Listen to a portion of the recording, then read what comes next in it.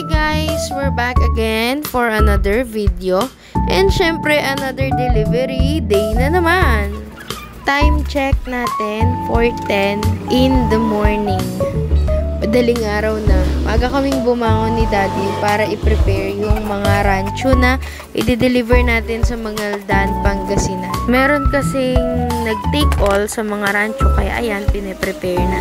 Pinunasan na rin ni Daddy yung plastic para dumikit yung tape. Nilagyan lang ng tape for support lang din kasi baka mapunit yung ilalim na part niya.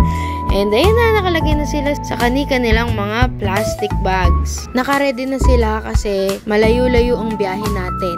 Nasa 2 hours din kasi from Heron Tarlac to Mangaldan, Pangasinan. Time check, 4:35. Start na ng ating biyahe. Ayan, madilim pa. Isa sa mga gustong-gusto ko is yung bimibiyahe ng madaling araw, kung di man madaling araw, gabi. Kasi kokonti lang yung mga dumadaan sa highway. Nakakatakot kasi masyado kapag minsan umaga, maraming truck, maraming bus kang kasabay. At least pagkagabi, meron man, konti lang sila. And masarap bumiyahe kasi walang masyadong pull drivers. Nagpagas na nga rin tayo kasi mahirap naman maubusan ng gas sa daan. Mahirap magtulak ng sasakyan. Ang ganda ng daan. Ang sarap bumibiyahe ng pasikat ng araw. Pero in fairness sa mga daan ngayon puro solar powered na yung kanilang mga street lights o ano ba tawag dyan, road lights. Para kang nasa ibang bansa. Ayan, 38 minutes na lang makakarating na tayo sa Mangaldan. Malapit na, konting tiis na lang makakarating din tayo. Nadaanan nga din namin yung Manawag Church. Dapat magda-drop by kami sandali, kaya lang may hinahabol kasi kaming time. 10 AM kasi meron pang may order ng bilao. So, sabi namin ni Daddy, next time na lang, magsisimba na lang kami dito sa Manawag. And syempre, iba rin naman yung pagkatapos ng misa, maglalakad-lakad ka muna dun sa sa palibot ng simbahan. Ayun lang, time check ulit tayo. 6:06 na, maliwanag na. Konti pa. Chinat ko na niyan si Sir na malapit na kami. Kaya sabi niya, abangan niya na lang kami sa harap ng kanilang bahay. At dito nga pala tayo sa Barangay Maasin sa Mangaldan. Eto na, binababa na nila Daddy yung mga rancho. Chinek muna ni Sir bago ibaba. Tinanong niya kasi kung alin dun yung male and alin yung female. At ayan na, sa wakas, nakaabot din. Nakarating din tayo sa Manawag. Mga maga pa yung mga mata natin dyan. Sobrang agang gumising. Magang-maga pa yung mata. Medyo wala pa sa wisyo kasi ngarag. Puyat ko lang sa tulog.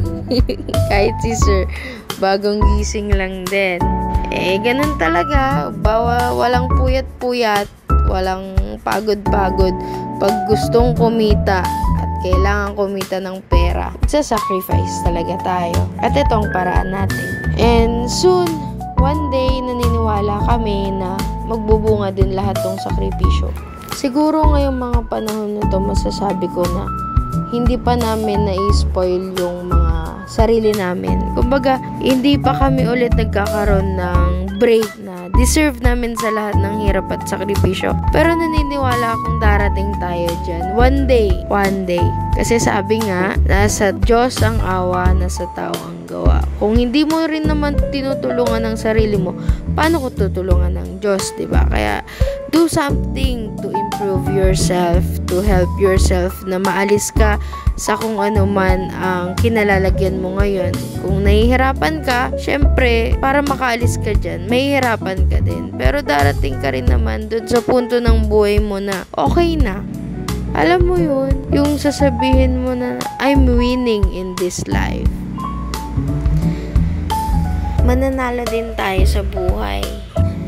Ayan, kasama din namin si Bunso at si Mami mag-deliver dito sa Pangasinan. Nagulat nga kami kasi ang laki ng tank ng paglalagyan ni Sir sa mga rancho. Siguro kung i-estimate mo yan, nasa 200 to 250 gallons. Imaginein mo yung laki niya. kailangan mo pang tumungtong ng upuan para maabot yung ibabaw. Inacclimate na nga din pala nila yung mga isda. Syempre, iba yung temperature nung pinanggalingan na water at nag-travel pa dito sa temperature nung water na nasa aquarium na. Meron din palang mga koi sila, sir. Ang lalaki na ng mga koi nila. Nanghuli pa nga si sir dyan ng isang koi para makita yung size niya. Parang gahita na yung laki niya. Maganda rin pala yung may ganitong pond, no, sa bahay. Sabi ko nga kay daddy, pwede tayong gumawa niyan dito sa sa bahay natin. Tapos yung mga oranda yung ilalagay. Low maintenance kasi kapag meron kang pond, kahit maliit lang, kahit siguro mga 4 square meters lang, okay na yon. Mas mabilis lalaki yung mga isda kasi kapag nasa pond.